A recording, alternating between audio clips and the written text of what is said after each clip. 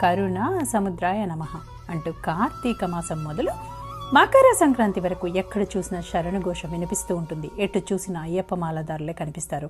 41 రోజుల పాటు అత్యంత నియమనిష్టలతో దీక్ష చేస్తారు. మండల దీక్ష పూర్తయ్యే వరకు కఠిన నియమాలు పాటిస్తారు. చన్నీటి స్నానము, ఏకభుక్తము, పాదరక్షలు ధరించకపోవడం, నేల మీద నిద్రపోవడం, నల్లటి దుస్తులు ధరించడంతో సహా ఎన్నో నియమాలు పాటిస్తారు. ఈ నియమాలన్నింటి వెనక భక్తి మాత్రమే కాదు, ఎన్నెన్నో ఆరోగ్య రహస్యాలు ఉన్నాయి. నేల మీద నిద్రపోవడం వల్ల వెన్నునొప్పి తగ్గుతుంది, కండరాలు పటిష్టంగా ఉంటాయి, రక్త ప్రసరణ మెరుగుపడుతుంది. తెల్లవారుజామునే నిద్రలేవడం వల్ల చైతన్యానికి ప్రతీక అది. సూర్యోదయానికి ముందే చన్నీటి స్నానం చేయడం వల్ల శరీరంలో నాడీ వ్యవస్థ ఉత్తేజితమవుతుంది, తద్వారా ముఖంలో ప్రశాంతత కనిపిస్తుంది. స్నానానంతరము దీపారాధన కాంతి ఆవరణ మొత్తాన్ని ఆధ్యాత్మికంగా మార్చేస్తుంది. శ్రద్ధగా పూజ చేయడం వల్ల మనసు తేలిక పడుతుంది. సామూహికంగా కలిసి ఉండడం ద్వారా క్రమశిక్షణ అలవడుతుంది.